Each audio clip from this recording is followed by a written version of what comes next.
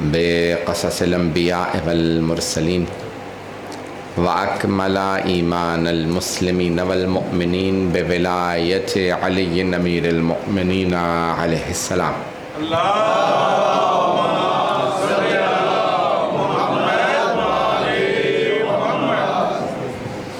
والصلاة والسلام والتحیۃ والاکرام علی افضل الموجودات العبد المؤید والرسول المسدد المصطفى الامجد المحمود الاحمد اعنی ابا القاسم محمد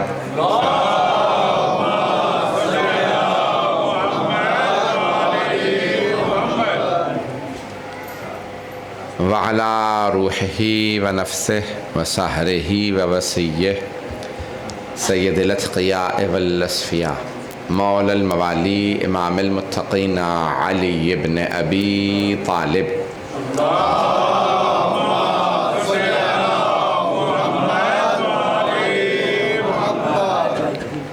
وعلی اوصیائه لا سیما بقیت اللہ فی الارضین روحی وارواح العالمین لتراب مقدمہ الفدا واللعنة الدائمة على أعدائهم أجمعين من الآن إلى قيام يوم الدين. أما بعد فقد قال الله الحكيم في كتابه الكريم بسم الله الرحمن الرحيم يا أيها الرسول بلغ ما أنزل إليك من ربك وإن لم تفعل فما بلغت رسالته واللہ یعصمک من الناس ان اللہ لا یہدی القوم الکافرین صدق اللہ العلی العظیم صلوات۔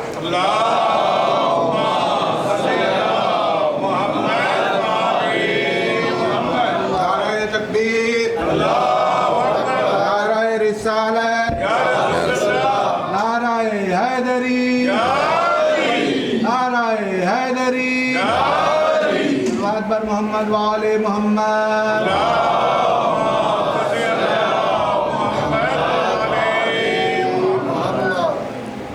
الحمد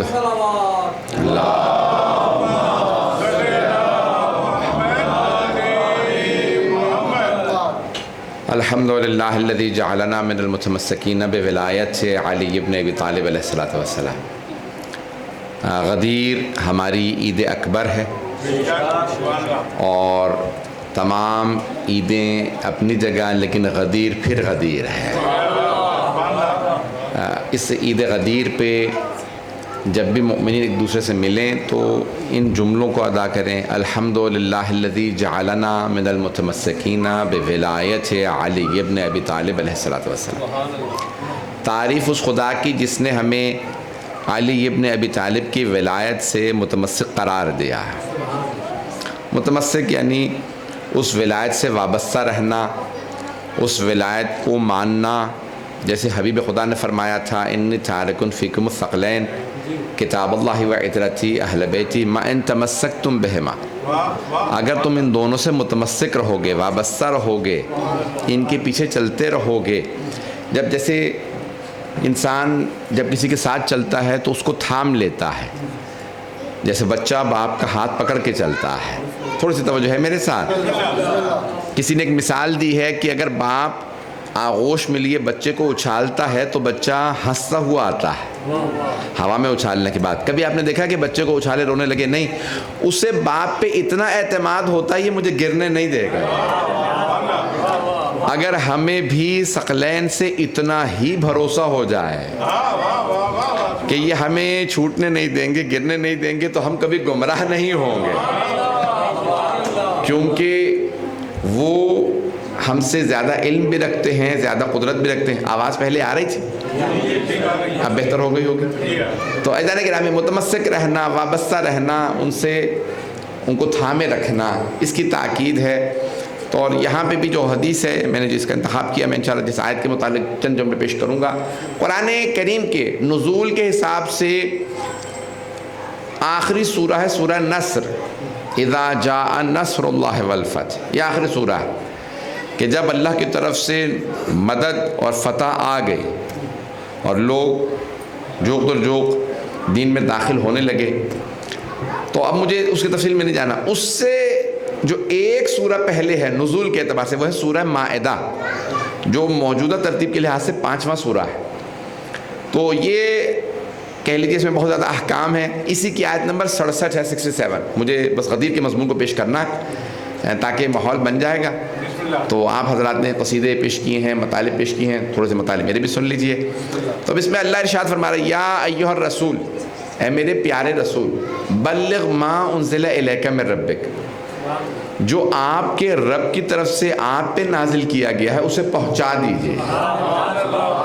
وَإِن لَّمْ تَفْعَلْ فَمَا بَلَّغْتَ رِسَالَتَهُ، اگر آپ نے یہ کار رسالت نہ کیا تو ایسا ہے جیسے کوئی کام نہ کیا. عزیزان گرامی، اللہ رسول خدا پہ طنز نہیں کر رہا.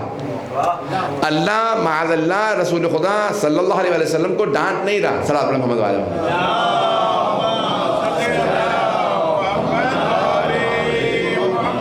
توجہ فرما رہے ہیں عزیزان گرامی، یہ طنز نہیں ہے، یہ ڈانٹ نہیں ہے کہ اگر آپ نے یہ نہ کیا تو کچھ نہ کیا آپ کی رسالت چلی جائے گی. نہیں، میں جو سمجھاؤں میں آپ کی خدمت میں پیش کر رہا ہوں. اللہ سبحانہ و تعالیٰ اپنے حبیب سے فرما یہ رہا، اے میرے حبیب، اگر آپ نے دین علی جیسے مضبوط ہاتھوں میں نہ دیا تو ایسا ہے کہ ساری کی ساری زحمتیں ہیچ ہو جائیں گی. صرف آپ کی نہیں، سارے انبیاء کی، حضرت آدم سے لے کے خاتم تک سارے انبیاء کی زحمتیں ختم، کچھ بھی باقی نہیں رہے گا. اگر دین مضبوط ہاتھوں میں نہیں دیا تو کتنے مضبوط ہاتھوں؟ اتنے مضبوط ہاتھوں جنہوں نے خیبر اکھاڑا ہو.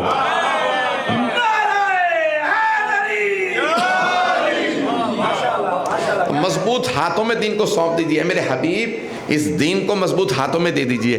تو اب دیکھیں عزیزان گرامی، یہ آیت آئی ہے جب سرور کائنات حج کے بعد چلیں. میں بھی دیکھ رہا ہوں، یہ مجھے بتایا گیا آج کے بہت سے حاجی واپس آئیں.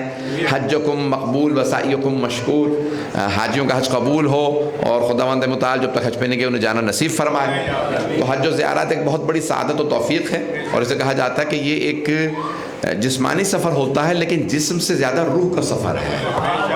تو ایک روحانی سفر ہے، اور کہا جاتا ہے کہ یہ ایک ایسا سفر جسے سیر، جسے عربی میں سلوک، کہ جب انسان اس سفر پہ چلتا ہے تو انسان کی زندگی بدل جاتی ہے. یہ زندگی بدل دینے والا سفر ہوتا ہے. میں تفصیل میں نہیں جاؤں گا، لیکن چوتھے امام علیہ السلام کی حدیث ہے کہ آپ کے ایک چاہنے والے ہیں شبلی کے نام سے، تو انہوں نے کہا مولا میں حج کر کے آیا ہوں. تو مولا نے کہا بھائی تمہیں حج مبارک ہو. تو کہنے لگے اپنے اندر کوئی تبدیلی محسوس کر رہے ہو؟ تو کہا میں نے سر منڈوا لیا. مولانا کہ ایسی تبدیلی کی بات نہیں کر رہا، کہا زکام بھی ہے، بخار بھی، یعنی جو بیماریاں بتائی ہوں گی کہ سب کچھ. مولانا کہ اس جسمانی تبدیلی کی بات نہیں کر رہا ہوں، کیا اپنے اندر کوئی روحانی تبدیلی محسوس کر رہے ہو؟ جو انسان حج پہ جائے تو تبدیلی آنی چاہیے. عزیزان گرامی، یہ طنز نہیں ہے، یہ بہت خوبصورت پیغام ہے. تو عزیزان گرامی، کچھ دیر کے لیے آپ کسی عطر فروش کے پاس چلے جائیے، کسی پرفیوم کی دکان پہ چلے جائیں جہاں خوشبو بیچی جاتی ہے. آدھا گھنٹہ بیٹھ کے باہر آئیے، ہر آدمی پوچھے گا کون سی خوشبو لگا رکھی ہے. کچھ دیر کے لیے خوشبو فروش کے پاس بیٹھے ہیں تو خوشبو آنے لگتی ہے، اور اگر اتنے دن اللہ کے گھر کے پاس بیتوتا کیا ہو، رات گزاری ہو، حرم میں رات گزاری ہو، یہاں تک روایات میں ہے کہ اگر کوئی بارگاہ امیر المؤمنین میں جائے اور اگر ایک رات وہاں سو کے آئے تو ایسا ہے جیسے کئی مہینے کئی برس عبادت کی.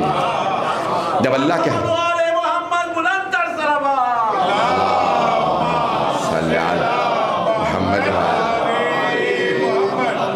تو جانے گرامی مجھے بہت زیادہ تفصیل میں نہیں جانا، لیکن حج ایک مشکل عبادت ہے. کچھ عبادتیں جسمانی ہیں جیسے نماز ہے، روزہ ہے. کچھ عبادتیں مالی ہیں جیسے زکوٰۃ ہے، خمس ہے. لیکن حج دونوں کا اجتماع ہے، اس میں پیسہ بھی خرچ ہوتا ہے، جسم بھی.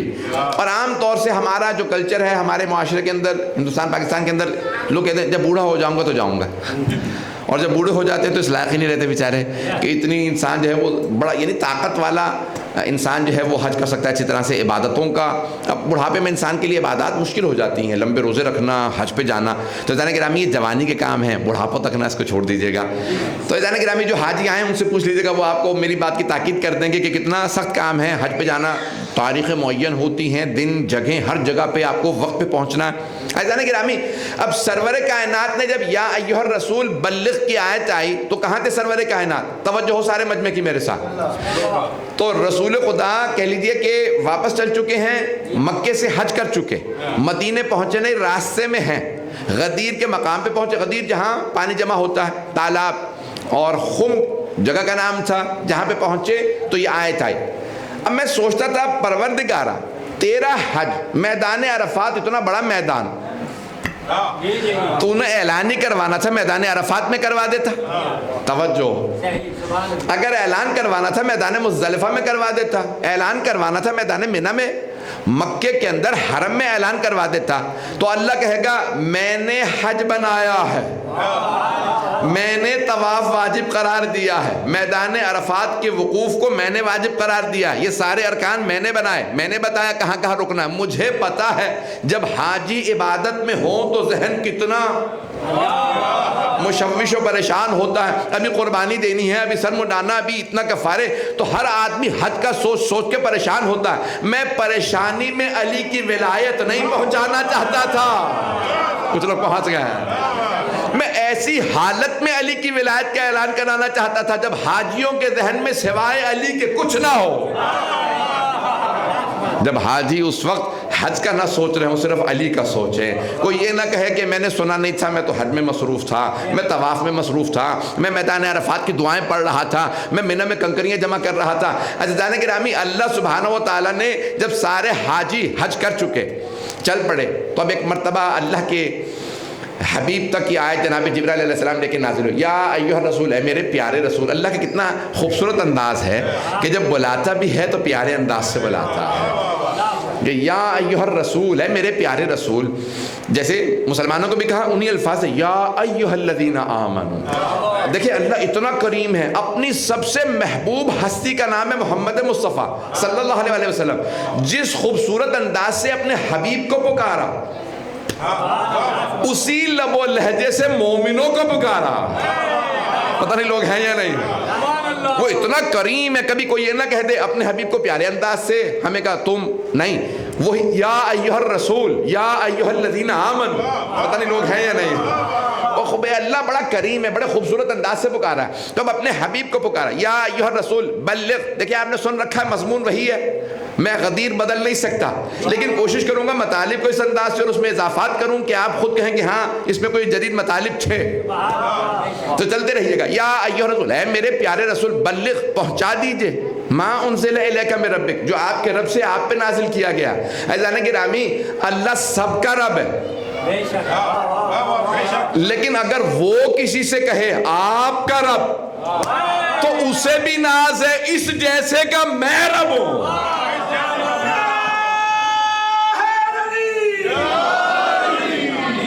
میری باتیں پہنچ رہی ہیں جانے کے نام؟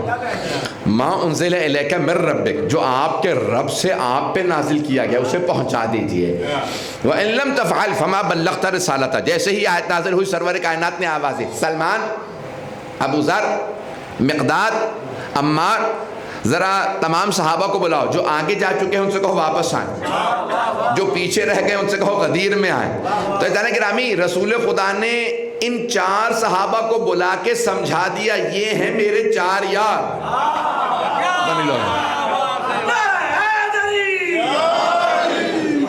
البتہ یہ یار جو ہے یہ فارسی والا یار ہے، تو اب یہ فارسی، تو عزیزان گرامی یعنی صحابی، قریبی صحابی، دوست، رسول خدا کے چاہنے والے، کہا کہ اے سلمان ذرا اہتمام کرو۔ کہا یا رسول اللہ، دن دہاڑا تھا، آپ کو معلوم ہے نا کہ غدیر صبح کے وقت، تو کہا اس لہجے کے اندر سب کو بلایا جائے۔ اب دیکھیں مائک نہیں تھے، لاؤڈ سپیکر نہیں تھے، یہاں لاؤڈ سپیکر ہے، آوازیں تھیں، آواز کم تھی تو فوراً شکایت آگے کہ آواز بڑھائی جائے، اور اگر کہیں لاؤڈ سپیکر ہو ہی نہ اور 1.25 لاکھ کا مجمع ہو، اب سوچئے بات کو پہنچانا کتنا مشکل ہوگا۔ عزیزان گرامی، اب کیسے آوازوں کو پہنچایا جاتا تھا، اس کے لیے پوری داستان ہے کہ رسول خدا کے ایک صحابی تھے، پرانے زمانے میں آپ دیکھیں گے تو روم کی تاریخ میں ہے، اٹلی، روم، کہ وہاں پہ کلیسیم بنا ہوا ہے جہاں 60,000 80,000 لاکھ افراد بیٹھتے تھے، تو آواز کیسے بادشاہ پہنچاتا تھا؟ تو ایک ساتھ میں آدمی کھڑا ہوتا تھا جس کی آواز بہت بلند تھی، وہ چیخ کے، میرے سے بھی زیادہ آواز سے، وہ چیخ چیخ کے الفاظ کو دہراتا تھا، آواز سب تک پہنچ جاتی تھی۔ تو اب حدیث کے الفاظ الفاظ یہ ہیں، روایت کے الفاظ ہیں اعلی الصوت، رسول خدا کے ایک بہت بلند صحابی، بہت بلند آواز، صوت یعنی آواز، بہت بلند آواز تھی ان کی. تو سرور کائنات نے کہا ادھر ٹیلے پہ کھڑے ہو جاؤ، میری آواز آ رہی ہے؟ کہ ہاں یا رسول اللہ. کہا جو کچھ کہوں دہراتے رہنا، الفاظ میں کمی کوتاہی نہ کرنا، من و ان الفاظ کو دہرانا، جو میں کہوں سنتے جانا. دیکھیں یہاں تک علماء نے لکھا کہ میری رفتار تو بہت زیادہ تیز ہے. سرور کائنات بہت آرام سے دھیرے دھیرے بولتے تھے، یعنی الفاظ لوگ گن سکتے تھے. پتہ نہیں لوگ ہیں یا نہیں. آپ کی آواز بھی دھیمی تھی اور آپ الفاظ بہت آرام آرام سے، نماز آرام آرام سے، آپ کے خطبے کے الفاظ لوگ گن سکتے تھے. کہ جتنے الفاظ سنو دہرانا، اتنی آواز بلند سے دہرانا کہ کوئی یہ نہ کہے میں نے سنا نہیں تھا. پتہ نہیں لوگ ہیں یا نہیں. سب کو سنانا ضروری تھا کہ میرے الفاظ کو دہرانا. تو اب کیا کیا؟ کبھی بلایا جائے، سب کو بلایا جائے. تو اب کوئی یہ کہنے والا نہیں تھا رسول خدا بلا رہے ہیں آ جاؤ. اتنا لمبا جملہ بہت مشکل تھا. تو کیا کیا جائے؟ تو آپ نے کہا ابو ذر اذان دو. میں سوچتا تھا یہ جناب ابو ذر ہی سے کیوں اذان دلوائی؟ تو آپ کے ذہنوں میں ہوگا سب سے سچے صحابی، سب سے سچے صحابی سے اذان دلوا کے بتایا. شک نہ کرنا پیغمبر بلا رہے ہیں، سچا صحابی ہے، صادق نبی کے جملوں پہ بلا رہا ہے.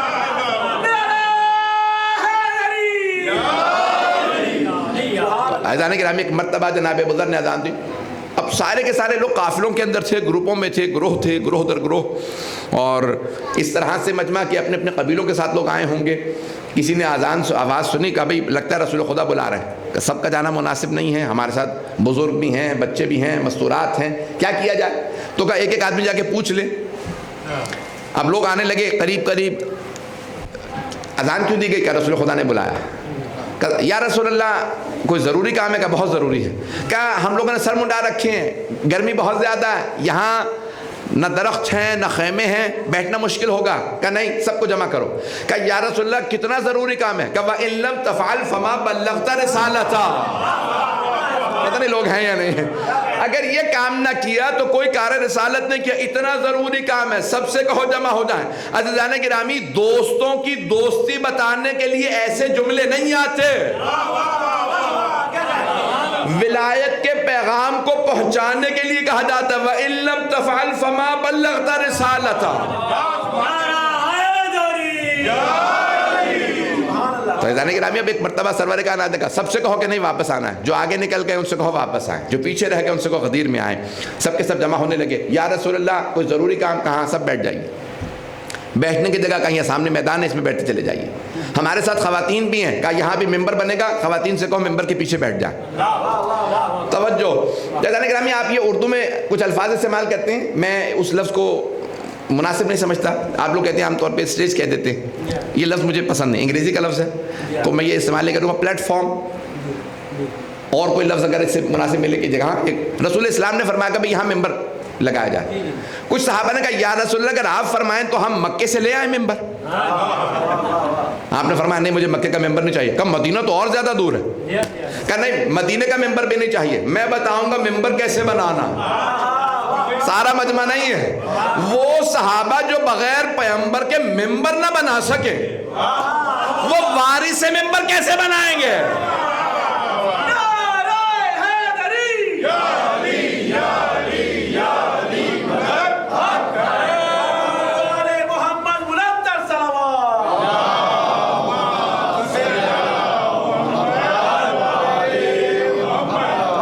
توجہ فرما رہے ہیں عزیزان گرامی. تو اب ایک مرتبہ سرور کائنات نے فرمایا کہ میں بتاؤں گا ممبر کیسے بنانا. سرور کائنات جناب یا رسول اللہ فرمائیے کیسے ممبر بنانا. کہ اونٹوں کے کجاووں کو، پالانوں کو اتارو. عزیزان گرامی گھوڑے کی پشت پہ ہوتی ہے زین، ہاں اونٹ کی پشت پہ ہوتا ہے پالان. زین آپ نے دیکھ رکھی ہے، انگریزی میں کہتے ہیں سیڈل.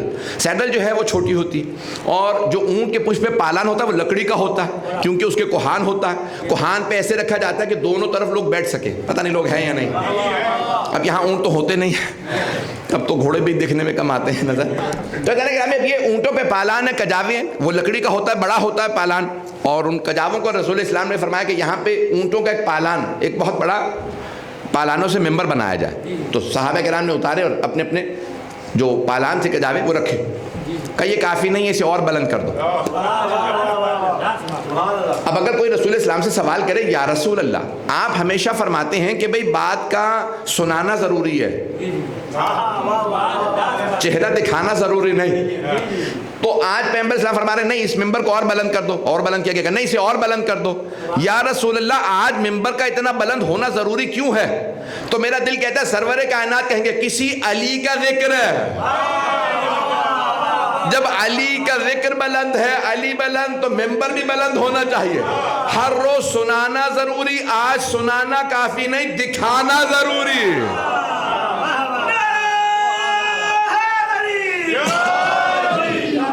توجہ فرما رہے ہیں سیدھا کہ آج دکھانا ضروری ہے۔ ممبر بنایا گیا، بہت بلند ممبر، بہت بڑا ممبر، اور سرور کائنات ایک مرتبہ جب وہ کجاووں کا ممبر سجا دیا گیا غدیر خم کے اندر، اور یہ غدیری جو ممبر ہے بڑا عجیب و غریب ممبر ہے۔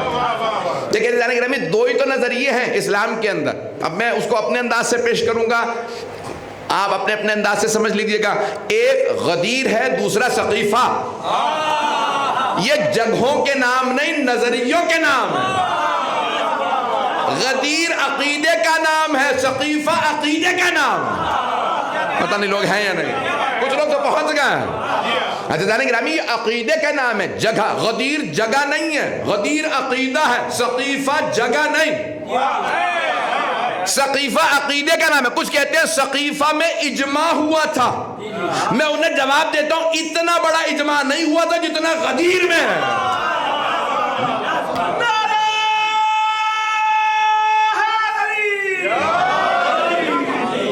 ایک مرتبہ سب کے سب جمع ہونے لگے، اور جیسے ہی سب جمع ہونے لگے سرور کائنات نے ممبر بنوایا، ممبر سجایا، بہت خوبصورت ممبر لگ رہا تھا۔ کیوں خوبصورت نہ ہو، دو خوبصورت شخصیات ممبر پہ آنے والے تھے۔ جانے گرامی دن دہاڑا تھا، سب لوگوں نے سر منڈا رکھے ہیں۔ لوگ آپ نے دیکھا عرب سر پہ کپڑا لیتے ہیں، پرنا جو بھی کہتے ہیں مجھے نہیں معلوم، مختلف الفاظ ہیں، کہ امامہ یہ بنی ہاشم کا لباس ہے، یہ عرب کا لباس نہیں ہے۔ عرب صرف ابا لیتے ہیں، اور وہ بھی اشراف، نہیں تو وہ صرف لمبا کرتا اور ایک سر پہ کپڑا۔ یہ سرور کائنات ہمیشہ امامہ پہنتے تھے، کیونکہ آپ کے اجداد ہمیشہ امامہ پہنتے تھے۔ پتہ نہیں لوگ ہیں یا نہیں، حضرت ابو طالب، حضرت عبداللہ، حضرت عبد المطلب، حضرت حمزہ، سب کے سب امام۔ مولا علی سے کسی نے پوچھا آپ دو چیزیں کیوں پہنتے ہیں، دو ابائیں کیوں؟ ہم کہتے ہیں یہ ابا یہ قبا، توجہ۔ تو مولا سے پوچھا یہ آپ دو کیوں پہنتے ہیں؟ کہا کیونکہ پیغمبر اسلام نے ہمیشہ دو پہنی۔ اس زمانے میں بٹن نہیں ہوتے تو آپ پٹکا باندھتے تھے، تو آپ نے فرمایا کہ سنت رسول خدا ہے، ہمارے اجداد ایسا لباس پہنتے تھے، اجداد کے لباس پہ رسول خدا نے دستخط کیے۔ امامہ اجداد پہنتے تھے، پیغمبر نے امامہ پہنا، ابا قبا دونوں پہنتے تھے بہت، اور رسول اسلام کے لیے ملتا ہے جب چلتے تھے تو آپ کا چلنا ایسا تھا کہ پاؤں زمین پہ مارتے نہیں تھے۔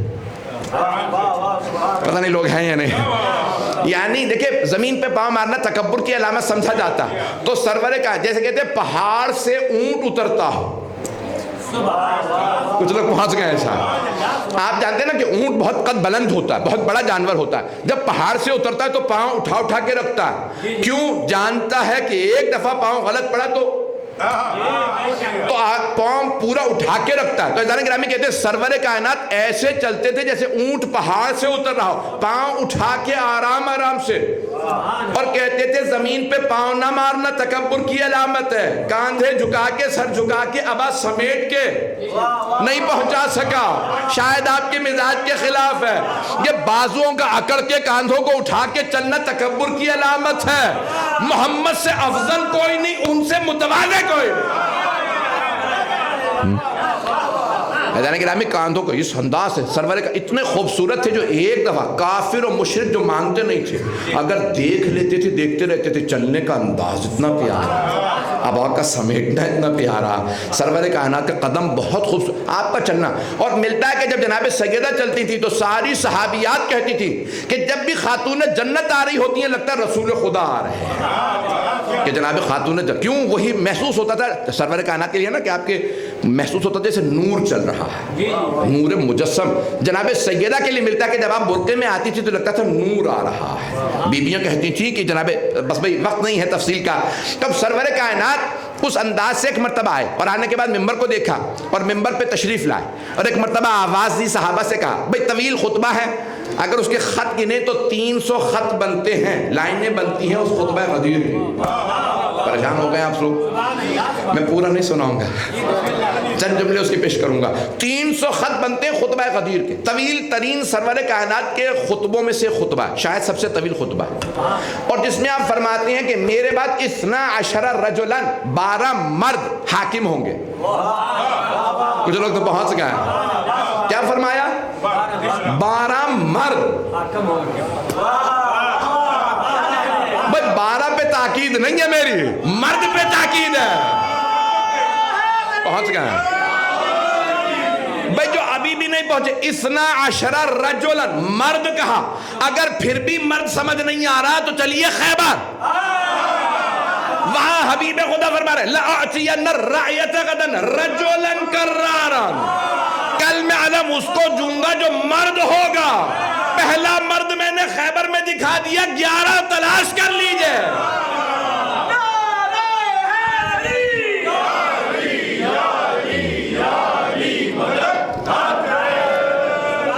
توجہ فرما رہے ہیں عزیزان کرام؟ تو 12 مرد آئیں گے۔ اسی لیے کسی شاعر نے کہا ہے کہ مرحب وقت کو معلوم نہیں ہے شاید، مرحب وقت کو معلوم نہیں ہے شاید، آخری حیدر کرار ابھی باقی۔ یہ 12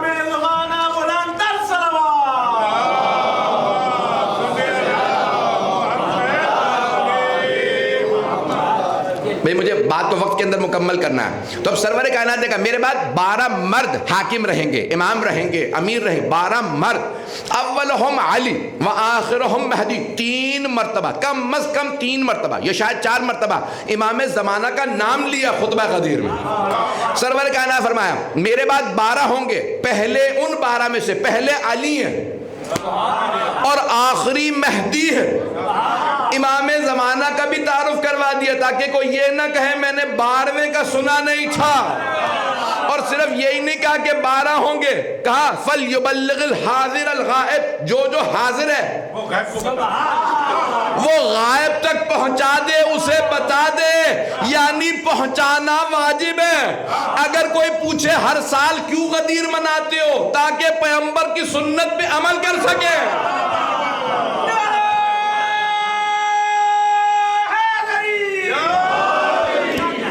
میری بات پہنچ رہی ہے نا کہ آواز زیادہ تو نہیں ہے، تو بڑے دھیمے انداز سے میں بھی پڑھ سکتا ہوں۔ فیضان گرامی، سرور کائنات نے ایک مرتبہ خطبہ، بہت طویل خطبہ دیا، اور اس طویل خطبے کے اندر اپنے تمام کے تمام اوصیاء کا تذکرہ کیا، ان کے نام لیے، بتایا، اور پھر ایک جملہ کہا جو صحیح مسلم میں بھی موجود ہے، ظاہراً صحیح بخاری میں بھی ہے۔ اس وقت میں یقین مانے جب سفر کرتا ہوں بہت زیادہ تو پھر حوالہ جات آگے پیچھے ہونے لگ جاتے ہیں، تو وہی انسان کہے جس کا یقین ہو، تو صحیح مسلم کا یقین ہے، صحیح بخاری پہ شک ہے، پتہ نہیں لوگ ہیں یا نہیں۔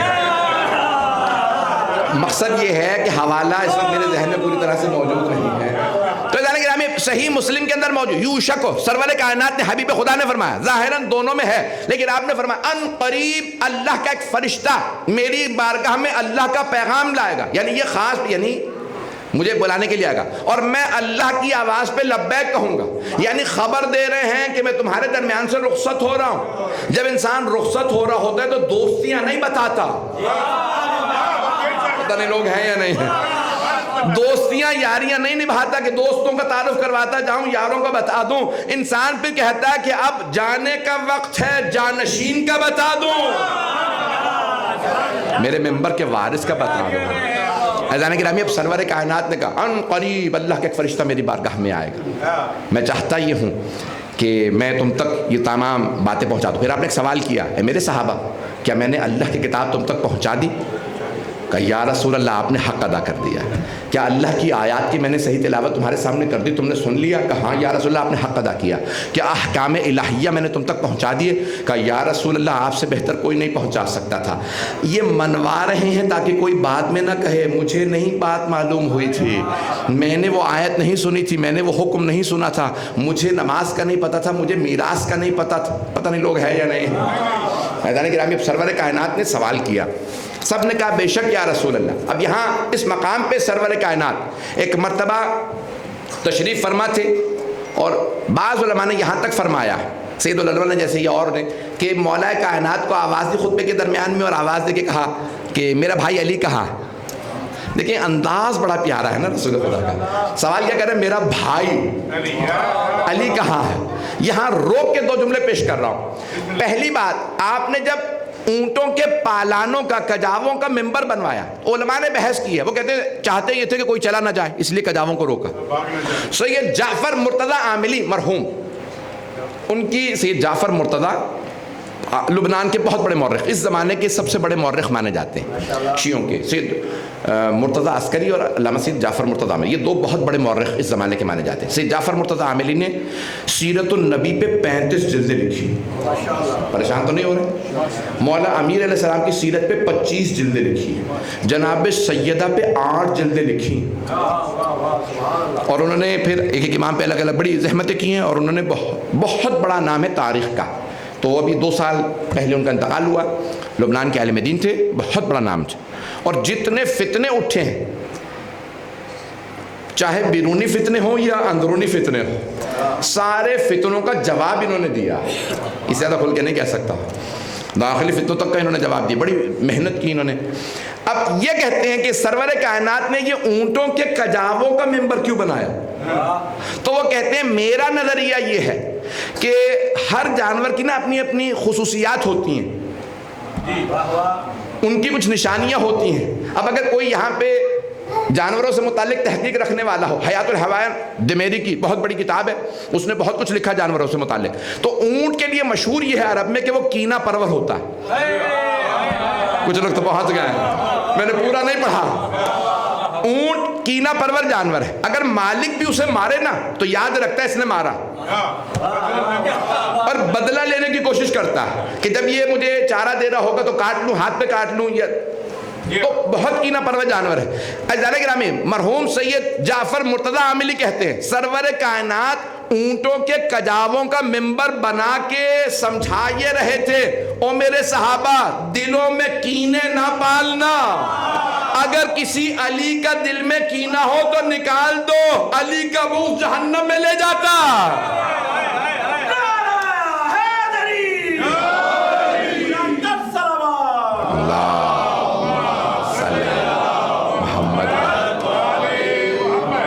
میں وقت کے اندر بات مکمل کر دوں گا، ساتھ چلتے رہیے گا. عزیزان گرامی، اب یہاں میں نے کہا تھا 2 باتیں عرض کرنا چاہتا ہوں. ایک تو یہ اونٹوں کے حوالے سے کہ کجاووں کا ممبر کیوں. دوسرے آپ نے کیا فرمایا؟ اپنے صحابہ سے کہا میرا بھائی علی کہاں؟ بھائی آپ جانتے ہیں نا کہ سرور کائنات کو معلوم ہے میرا بھائی یہی موجود ہے.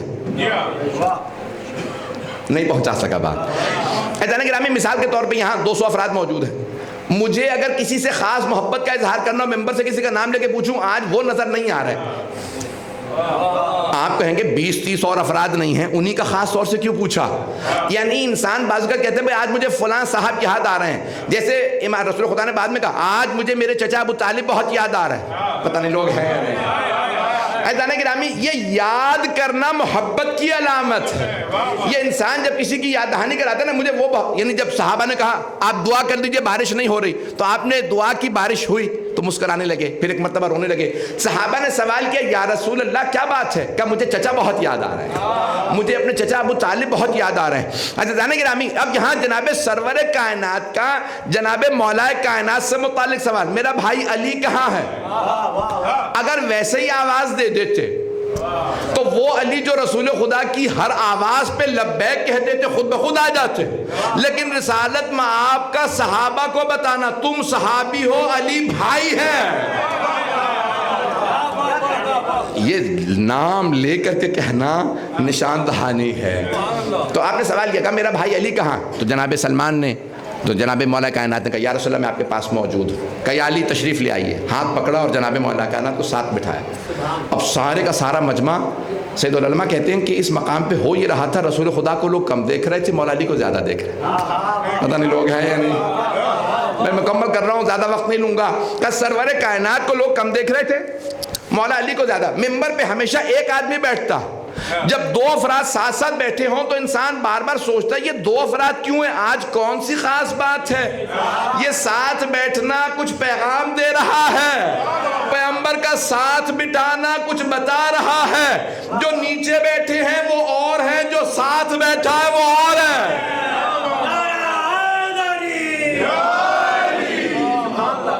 میں مکمل کر رہا ہوں, مضمون کو مکمل کر رہا ہوں, تھوڑی سی محبت, اسی محبت سے سن لیجئے گا, 15 منٹ کے اندر بعد مکمل کر دوں گا. تو عزیزان گرامی, سرور کائنات نے ایک مرتبہ اپنے بھائی جناب مولا کائنات کے متعلق سوال کیا ہے نا, میرا بھائی علی کہاں ہے؟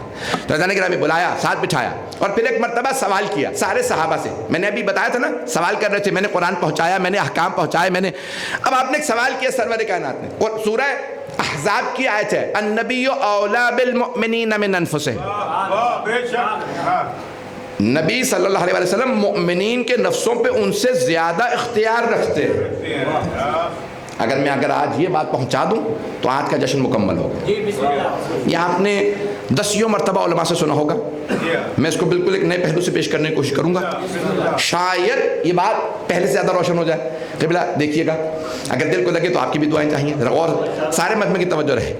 تو عزیزان گرامی, سرور کائنات کا سوال کن سے؟ صحابہ کرام سے رضوان اللہ علیہم سے. کیا میں تمہارے نفسوں پہ تم سے زیادہ اختیار نہیں رکھتا؟ النبی الستو اولا بکم من انفسکم, قرآن میں ہے النبی اولا بالمؤمنین من انفسہم, قرآن کی آیت ہے نبی مومنوں کے نفسوں پہ ان سے زیادہ اختیار ہے. پیغمبر نے سوال کیا کیا؟ الستو اولا بکم.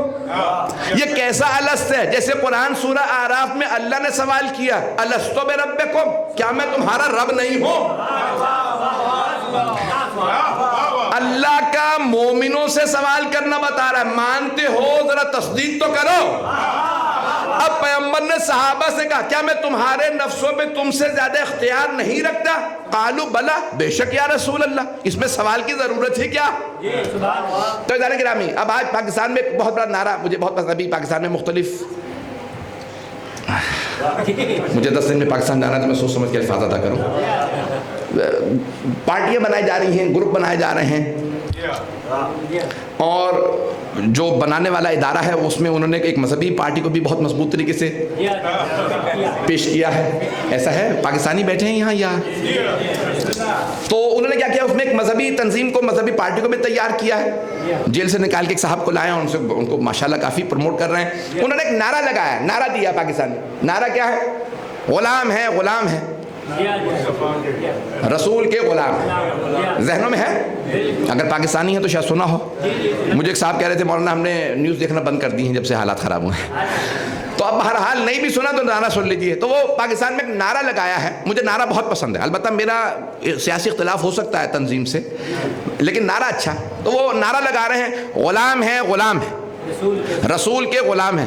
تو مجھے نعرہ بہت پسند ہے. بھائی 1400 سال سے ہم یہی تو سمجھانا چاہ رہے ہیں کہ ساری امت غلام ہے اور رسول خدا مولا ہے.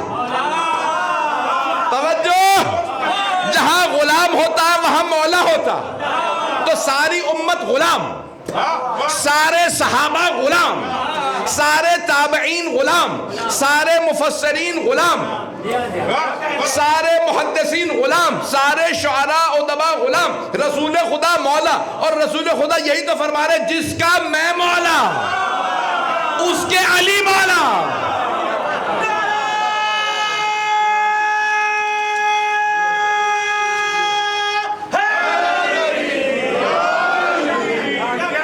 توجہ فرمائی جانے کی نام. تو جانے گرامی, میں نے ابھی تک بات کو مکمل نہیں کیا, آواز میں پورا اپنا سینہ دے رہا ہوں, میں بات کو پہنچانا چاہتا ہوں, مجمع اسی طرح سے ساتھ چلتا رہے. اب سرور کائنات نے ایک سوال کیا, الستو اولا بکم من انفسکم, کیا میں تمہارے نفسوں پہ تم سے زیادہ اختیار نہیں رکھتا؟ اس بات کو میں نے کہا تھا اگر سمجھا لوں تو مجلس آج کا جشن ہو گیا. میں نے ایک مثال دی ہے, 2-3 اور مثالیں دوں گا. یہ بات پہنچ گئی تو مجھے مزید پڑھنے کی ضرورت نہیں. رسول خدا ہمارے نفسوں پہ ہم سے زیادہ اختیار رکھتے ہیں. کوئی آدمی اس امام بارگاہ کی چھت سے چھلانگ لگا دے اور مر جائے تو اس نے خودکشی کی ہے, اس کی جان ضائع ہوئی ہے. لیکن اگر نبی کہہ دیں کہ چھلانگ لگا دے اور وہ مر جائے تو پھر یہ خودکشی نہیں, شہادت ہے. پتہ نہیں لوگ ہیں یا نہیں. یعنی نبی اکرم صلی اللہ علیہ وسلم کو ہمارے نفسوں پہ ہم سے زیادہ اختیار. ابھی بھی سارا مجمع نہیں ہے. ایک خاتون آئی کہا یا رسول اللہ میرا شوہر نہ نفقہ دیتا نہ طلاق دیتا. کہا بلاؤ. مسلمان ہے؟ ہاں. بلاؤ. کیا بات ہے؟ حق کیوں نہیں ادا کرتا؟ نفقہ کیوں نہیں دیتا؟ کہا نہیں دوں گا. اس زمانے میں بھی، آج کے زمانے میں نہیں ایسے لوگ، اس زمانے میں بھی تھے. اس زمانے میں عقل زیادہ تھی. کہ نہیں دوں گا. کہ پھر اس کو طلاق دے. کہ نہیں دوں گا. کہ میں دوسری دفعہ کہہ رہا ہوں اس کو طلاق دے کر اس کا حق ادا نہیں کرتا اسے طلاق دے کر نہیں دوں گا. سرور کائنات نے تیسری دفعہ کہنے کے بعد خاتون سے کہا جا میں نے تجھے طلاق دے دی. نہیں ہے مجمع. نبی کو مومنوں کے نفسوں پہ ان سے زیادہ اختیار ہے. کچھ لوگ پہنچ گئے ہیں، جو ابھی بھی نہیں پہنچے انگلی پکڑ کے پہنچاؤں گا. خاتون صحابیہ تھیں، عام خاتون نہیں تھیں، مؤمنہ تھیں، پردے دار تھی. ایک مرتبہ ہاتھ باندھ کے کہا یا رسول اللہ آپ نے خود فرمایا تمہارا شوہر تمہارا ولی ہے. خاتون کو اختیار نہیں کہ خود سے طلاق دے. خلا مانگ سکتی ہے، پھر بھی حاکم کو شوہر سے رضایت لینی ہوگی، نہیں تو وہ پڑھے گا. آپ نے طلاق پڑھی، کیا میری طلاق ہو گئی؟ کہا ہاں. کہا کیسے؟ شوہر ولی ہے. کہا میں تیرے شوہر کا بھی ولی ہوں. اب پہنچ رہے ہیں. میں تیرے شوہر کا بھی ولی ہوں. عزیزان گرامی، کیا پیغمبر اسلام نے عدت رکھ، آئندہ شادی کرے گی میں تیرا نکاح پڑھ دوں گا. پہنچ گئے یا نہیں پہنچے؟ کوئی جوان بچی آئے کہا یا رسول اللہ میرے والد مجھے نکاح کی اجازت نہیں دیتے، شادی کی اجازت نہیں دے رہے. کماری لڑکی کو، جوان بچی کو باپ کی اجازت کی ضرورت ہوتی ہے. کیوں؟ ولی عقد ہے. ذہنوں میں ہے ولی عقد ہے. بھئی مجھے صرف اور صرف یہ اولا کیا ہیں، زیادہ اختیار رکھنے والے کیا ہیں؟ باپ ولی عقد ہے. بیٹی کا عقد، میں بھی پرسوں لندن میں 2 نکاح پڑھ کے آیا. دونوں بیٹی اجازت ہے آپ کی؟ ہاں. بھئی ان کے والد کہاں ہیں؟ مولانا یہ آگے کھڑے. آپ کی اجازت ہے آپ کی بیٹی کا عقد پڑھ دوں؟ آپ نے بیٹی سے اجازت لے تو لی. ہاں بھئی میں اس کا وکیل ہوں. آپ ولی ہیں. نہیں ہے مجمع. وکیل بدلا جا سکتا ہے، ولی نہیں. ابھی بھی سارا مجمع نہیں ہے. میں وکیل ہوں، وکیل بدل کے مولانا کو وکیل بنا لیجئے. یہ نکاح پڑھ دیں گے پھر بھی نکاح ہو جائے گا. یہ نہیں کوئی اور نکاح پڑھ دے. وکیل بدلا جا سکتا ہے، ولی نہیں. ولی کہے گا اجازت ہے. لڑکی نے کہا میرے والد کہتے ہیں میں تیری شادی نہیں ہونے دوں گا. کہا بلا اس کے والد کو. کہا نہیں، ہمارے عرب کے اندر ہم دوسروں کے گھر میں بیٹی نہیں دیتے، میں اپنی بیٹی کی شادی نہیں ہونے دوں گا. پیغمبر اسلام نے کہا میں حکم دیتا ہوں اجازت دے. کہا نہیں دیتا. پیغمبر اسلام نے کہا بیٹی تم شادی کر لو، میں نے اجازت دی. کہا یا رسول اللہ آپ نے فرمایا تھا باپ ولی کا، میں تیرے باپ کا بھی ولی ہوں.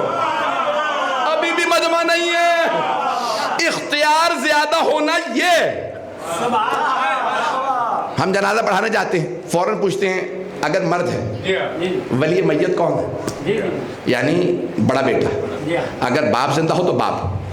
بڑا بیٹا کون ہے؟ یہ بھئی اجازت ہے آپ کے والد کا جنازہ. کیوں؟ یہ ولی میت نہیں ہے مجمع. یہ پتہ نہیں ہے وہ اجازت دے گا. ہاں میں ولی میت ہوں، میں نے اجازت دی، اب ہم جنازہ پڑھا سکتے ہیں. توجہ، غسل و کفن کرنا ہے، ولی میت سے اجازت لو. ہم غسل و کفن کرنے لگے ہیں، واجب ہے لیکن نہیں کر سکتے جب تک ولی اجازت نہ دے.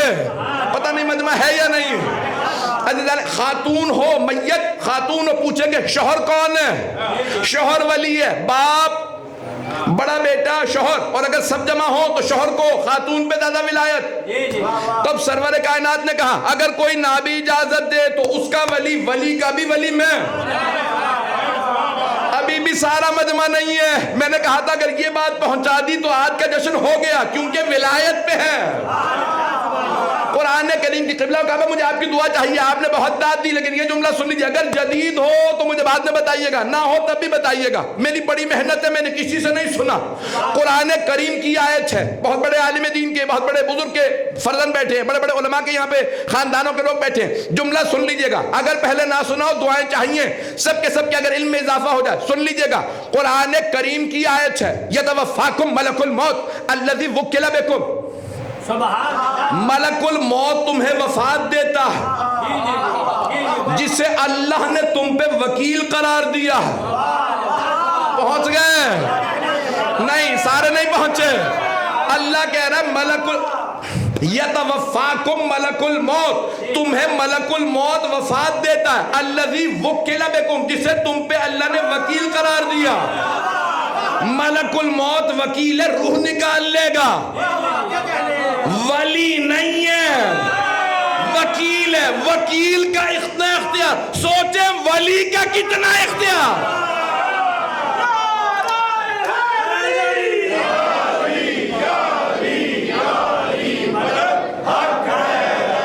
میری بات پہنچی؟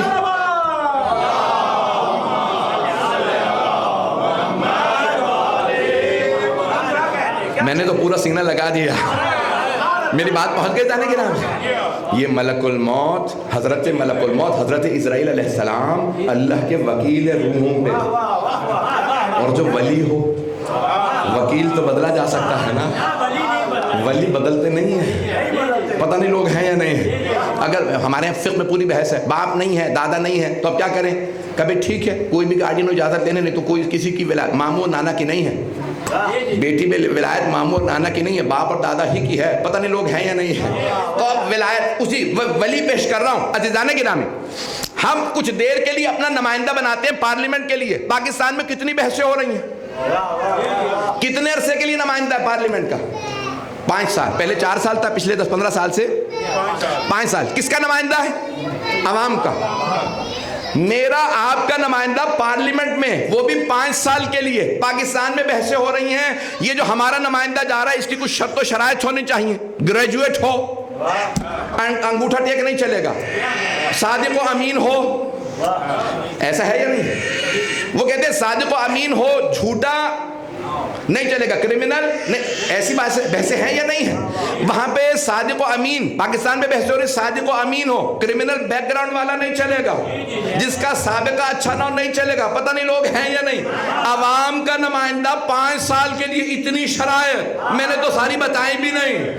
اب پاکستان کی عوام خود رونے لگی، چور چکار نہیں چاہیے، یہ ہمارا نمائندہ 5 سال کا، اتنی شرائط۔ اور اگر اللہ کا نمائندہ ہو، ہمیشہ کے لیے ہو، تو اللہ کہے گا علم لدنی کا مالک ہو، منبر پہ آئے تو کہے سلونی سلونی۔ کردار میں اتنا صادق و امین ہو کہ حبیب کہیں یہ صدیق اکبر ہے، کردار میں عصمت کبریٰ کا مالک ہو، سخاوت میں ایسا کہ حاتم کہے میں ان سے سخاوت سیکھتا ہوں۔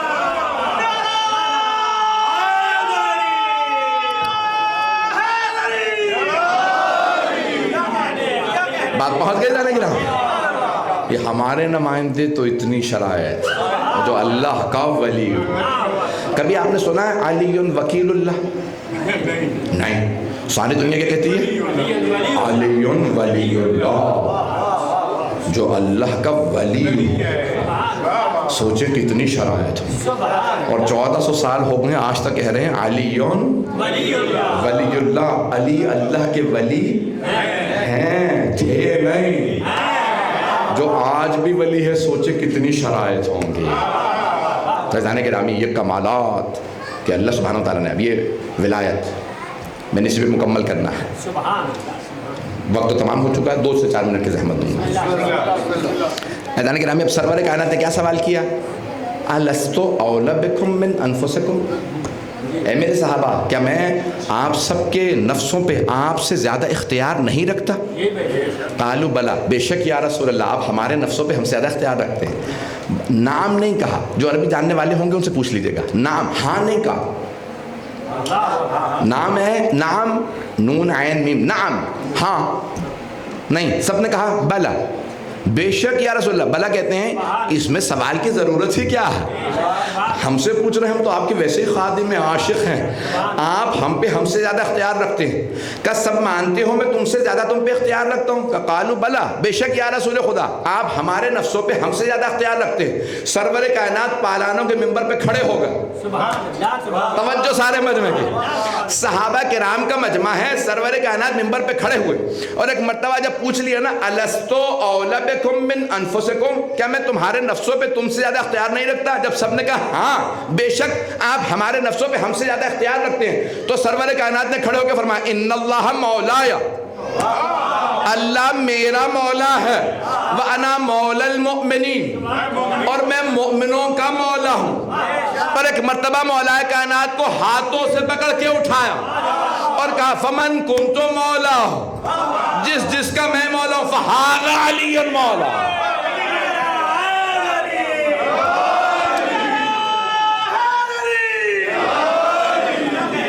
توجہ فرمائیے جانے کے نام، جب سب سے منوا لیا نا کہ مولا اولا بتصرف کا نام ہے، مولا یعنی زیادہ اختیار رکھنے والا، جب زیادہ اختیار رکھنے والا مولا ہے، اور میں تمہارا مولا ہوں تو صرف میں ہی نہیں، جس جس کا میں مولا، اس کے علی مولا ہے۔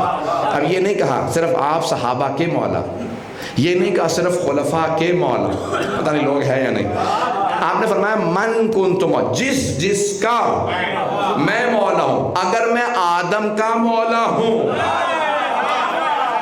تو علی آدم کے مولا ہے، اگر میں نوح و ابراہیم و اسماعیل و اسحاق کا مولا ہوں تو علی ان کے مولا ہے، پتہ نہیں لوگ ہیں یا نہیں۔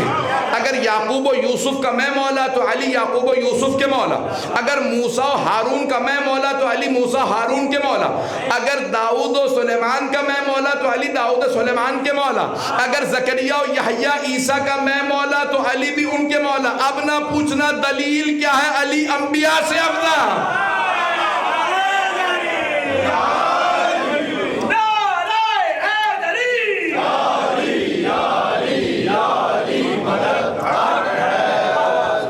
بات پہنچی سے جانے کی طرح، تو آپ نے کہا جس جس کا میں مولا، اس کے علی مولا۔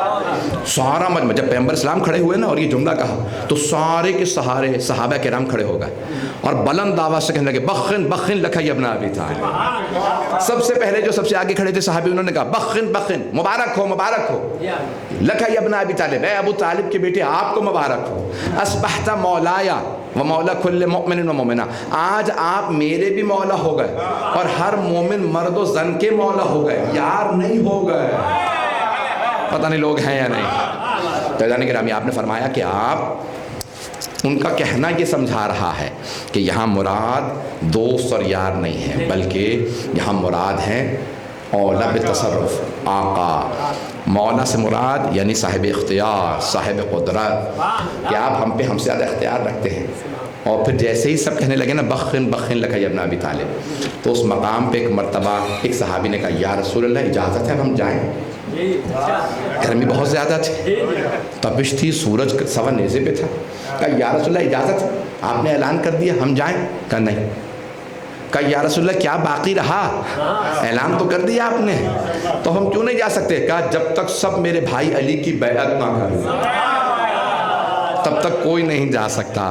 کہا یا رسول اللہ اتنا بڑا مجمع جب تک سب بیعت کریں گے کئی دن بیت جائیں گے۔ کہا مجھے پرواہ نہیں ہے، جب تک سب بیعت نہ کر لیں تب تک نہیں جا سکتے۔ یا رسول اللہ اگر اس مجمع کو آپ روکیں گے، یہ 1.25 لاکھ کا مجمع، یہ وہاں پہ الفاظ نہیں ملتے لیکن متفق ہیں شیعہ سنی کہ 1.25 لاکھ کا مجمع تھا، 1.25 لاکھ صحابہ۔ تو کہا یا رسول اللہ اتنے بڑے مجمع کو آپ روکیں گے تو ان کا کھلانا پلانا آپ کے ذمہ ہوگا۔ تو میرا دل کہتا ہے میں اپنے انداز سے جواب دوں کہ ایک سے اگر علی کے نام پہ کھلانا پلانا پڑے تو قیامت تک کھلاتا رہوں گا۔ تو آپ نے فرمایا سب کا ذمہ میرے سب کو کھلانا میرے ذمہ ہے، لیکن جب تک سب بیعت نہ کر لیں تب تک نہیں جا سکتے۔ یا رسول اللہ اتنے لوگ جب تک بیعت کریں تو بیعت شروع کہاں سے ہوگی؟ کون سا قبیلہ، کون سے صحابہ، کون سے بزرگ، کن سے بیعت شروع ہوگی؟ تو آپ نے فرمایا بیعت میرے گھر سے شروع ہوگی۔ کچھ لوگ پہنچ گئے ہیں، بیعت میرے گھر سے شروع ہوگی۔ پیغمبر کے 3 بیٹے تھے، تینوں بچپنے میں انتقال کر گئے، تو غدیر ہی سے شروع ہوا، لیڈیز فرسٹ۔ آپ نے فرمایا بیعت میرے گھر سے شروع ہوگی۔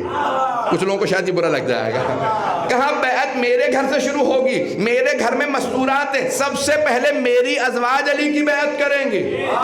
توجہ، بیعت بھی دیکھیں، اہل سنت کے علماء نے لکھا کہ مولا وہاں پہ ایک رومال اور ایک ابا کے رکھ کے بیٹھے اور کپڑے کے اوپر ہاتھ رکھ کے سب کہتی تھی ہم قسم کھا کے کہتے ہیں آپ کے خلاف بغاوت نہیں کریں گے، آپ کے خلاف جنگ میں حصہ نہیں لیں۔ پتہ نہیں لوگ ہیں یا نہیں۔ وقت تمام ہو گیا اسی پہ تمام.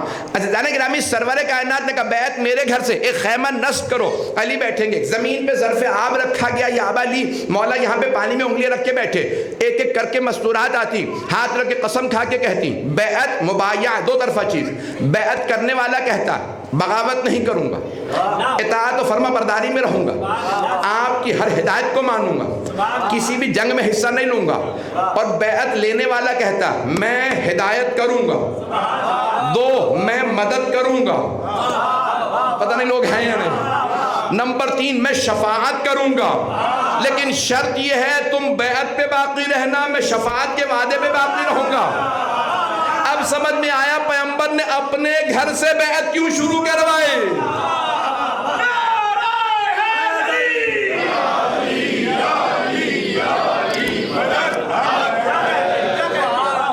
تو آپ نے فرمایا بیعت میرے گھر سے, تمام مستورات نے بیعت کی. اس کے بعد پھر مردوں نے مسلسل سرور کائنات کھانا کھلاتے رہے, 3 دن تک کھانا کھلایا. یہ تبرک تھا سرور کائنات کا. جب پوچھا نا صحابہ کرام نے یا رسول اللہ کھانے کا اہتمام کہاں سے ہوگا, تو آپ نے فرمایا میری اونٹنی کو نہر کر دو.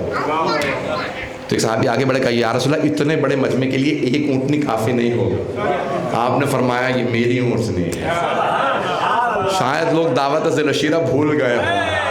جہاں جناب ابو طالب نے دعوت کی تھی تو ایک ران بھیڑ کی بھون کے رکھ دی تھی, تو ابو لہب نے یہی تو کہا تھا اے ابو طالب آپ نے ہماری توہین کی ہے, ہم میں ایک ایک آدمی پورا پورا بکرا کھانے والا, یہ آپ نے ایک ران پکائی اور ہم سب کو دعوت دے دی. کہ جتنا کھانا کھاؤ ابو لہب یہ ختم نہیں ہوگا. کہا جب کھانے والے موجود ہیں کھانا کم ہے تو کیوں ختم نہیں ہوگا. کہ میرے بھتیجے کا ہاتھ مس ہو گیا, جب حبیب خدا کا ہاتھ مس ہو جائے تو کھانا. عزیزان گرامی یہ سرور کائنات کی ناقہ تھی. پروردگارہ تجھے واسطہ حبیب خدا کے نام کا, ان کی عظمت کا واسطہ, ان 2 ہاتھوں کا واسطہ جن پہ علی کو بلند کیا. پروردگارہ تجھے واسطہ محمد و آل محمد علیہ السلام کی عظمت کا, تجھے واسطہ اپنے ولی کا, تجھے واسطہ اپنے علی کا. بانیان جشن, شرکت کنندگان, پڑھنے والے سننے والے سب کی توفیقات میں اضافہ فرما, ہم سب کی عاقبت بخیر فرما. اسد عباس صاحب اور دیگر جو شرکت کنندگان جنہوں نے اہتمام کیا ہے ان کی توفیقات میں اضافہ فرما. پروردگارہ جو ہاتھ بلند ہیں کسی کو رد نہ فرما, سب کی توفیقات میں اضافہ فرما. بہت سے لوگوں نے التماس سے دعا کی ہے, پروردگارہ سب کی دعائیں مستجاب فرما, بے اولادوں کو اولاد عنایت فرما.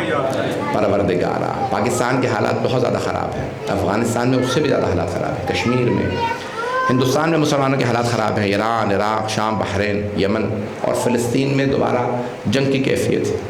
پروردگارہ تجھے واسطہ اپنے عزت و جلال کا. پروردگارہ جہاں جہاں حالات خراب ہیں سب کی حفاظت فرما. پروردگارہ ہمارے گناہوں کو نہ دیکھ, تو نسبت کو دیکھ جو ہمیں تیرے نبی اور تیرے علی سے ہے.